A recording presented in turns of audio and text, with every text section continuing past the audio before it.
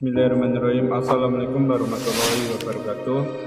Pemirsa yang dirahmati Allah, marilah kita simak ceramah dari Ustadz Adi Hidayat dengan tema semakin sering seseorang itu sholat, maka semakin dekat dengan pertolongan Allah. Sebelumnya marilah kita berselawat terlebih dahulu. Allahumma sholli ala Sayyidina Muhammad wa ala ali Sayyidina Muhammad. Selamat menyaksikan. Quran surah kedua ayat 143. Lihat di pertengahan.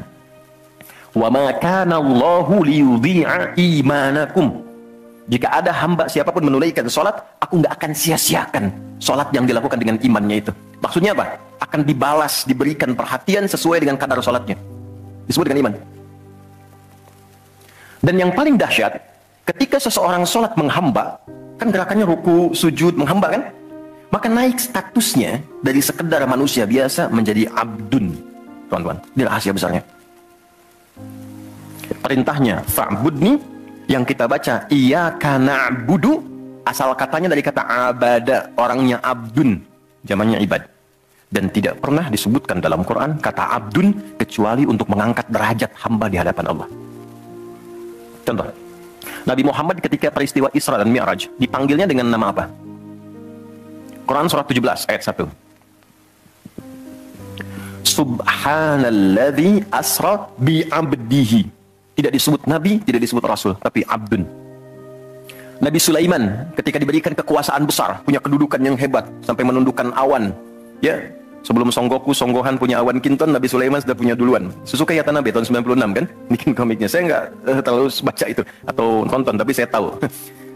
Itu awan ditundukkan, angin bolak-balik. Ketika mendapatkan kedudukan itu, sifat yang disebutkan abdun, bukan nabi, bukan rasul.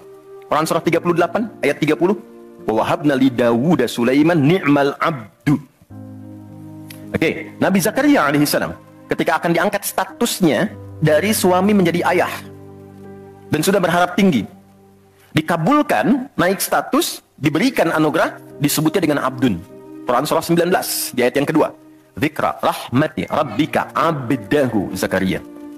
Nabi Nuh diangkat status memimpin kelompok generasi manusia setelah Nabi Adam, naik ke kapal, jadi pemimpin besar. Begitu diangkat, yang disebut statusnya abdun. Quran surah 17 ayat 3. Innahu kana abdan syakura. Kenapa disebutkan abdun? Abdun itu sifat penghambaan. Semakin tinggi ibadahnya, semakin tinggi pendekatannya ke Allah, semakin diangkat.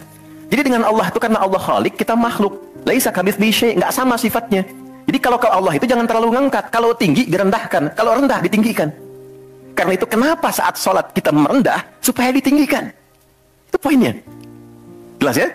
Itulah sebabnya kenapa Nabi dijamin surga, turun surah Al-Kautsar itu satu-satunya Nabi yang sebelum wafat turun surganya.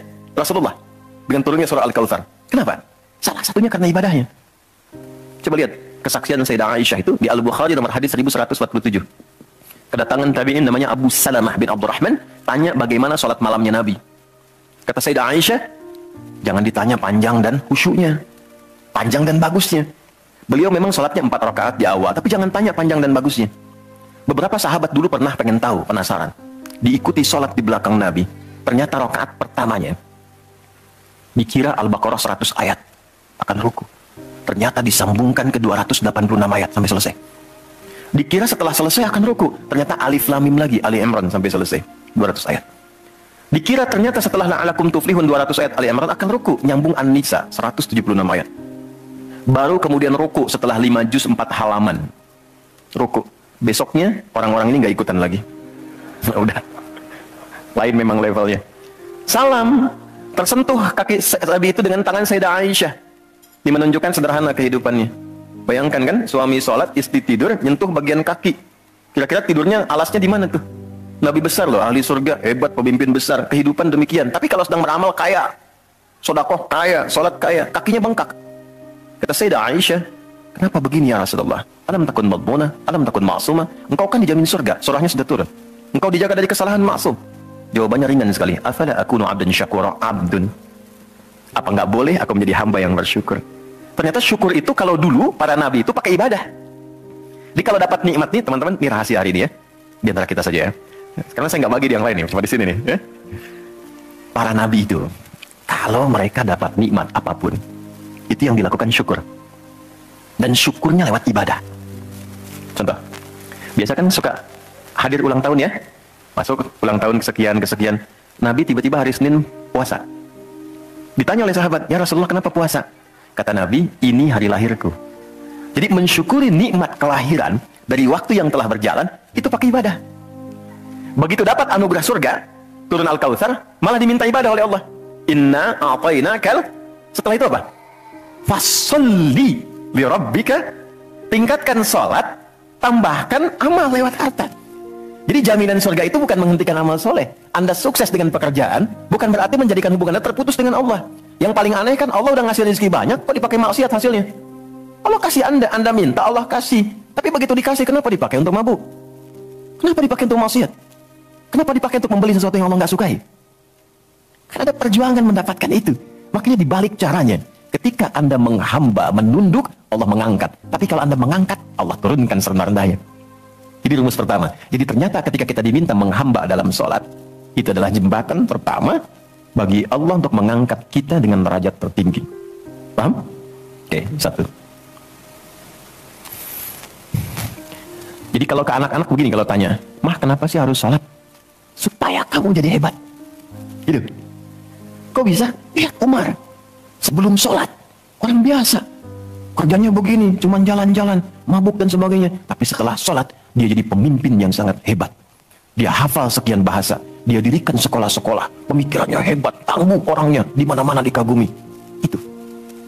Kalau ada karyawan Anda bertanya, kenapa Pak harus sholat? Supaya kita makin sukses proyeknya. Makin banyak omsetnya. Coba lihat Abdurrahman bin Auf. Bukankah sebelum dia sholat dia kaya tapi biasa, malah hilang kekayaannya. Tapi setelah dia sholat dan dia praktekkan makna-makna dalam sholat, meningkat level kekayaannya sampai yang ketiga tertinggi. Dari kaya banget, kebangetan kayanya. Tapaknya terbuat dari emas kan? Abdurrahman bin Auf. Itu setelah sholat. Itu viral sekali kisahnya. Ya? Jadi ini bagian pertama. Jadi ketika ada panggilan hayya 'alas shalah, atas sejak Allahu Akbar, rasakan panggilan itu ingin mengangkat derajat kita. Jadi kalau panggilan sholat itu dipahami sebagai hanya tuntutan ibadah, nanti jadi beban. Allahu Akbar, sing ngantuk ya Allah. Tapi ketika Anda sudah merencanakan, kan malamnya kita bikin kurikulum, kan kegiatan kita tuh nyambung. Malamnya istighfar, menyiapkan kurikulum untuk besok. Istighfar itu mengoreksi yang belum bagus apa hari sebelumnya. Katanya pengen ke surga, surganya Firdaus, tapi sholatnya masih bolong-bolong. Baca Quran belum maksimal, sedekah belum ada. Kita koreksi besok direncanakan. Saya pengen sholat di tempat ini. Besoknya saya akan misalnya mengerjakan ini, capaiannya ini. Bikin kurikulum A sampai Z. Begitu kita bangun tidur, dipanggil. Allahu Akbar, Allahu Akbar. Yang kita siapkan itu tadi, rencana. Dibawa menghadap Allah, minta kemudahan. Minta perlindungan, minta pengangkatan. Makanya kenapa sholatnya disebut subuh dari kata asbah. Sesuatu yang sudah siap dengan rencana. Was-subhi idza tanaffas. Quran surah 81 ayat 18. Di orang Islam itu bangun dari tidur, dia sudah punya rencana yang mau dia siapkan ke depan apa. Jadi nggak ada ceritanya ke depan bingung. Jam 7 mau kerjakan apa, 9 ada di mana. Rencana itu dibawa menghadap Allah. Dalam sholatlah kita mintakan kemudahan. Itulah pengantar pengangkat derajat. Jadi ketika azan berbunyi kalimatnya Allahu Akbar, Allahu Akbar. Ini peluang saya. Jelas?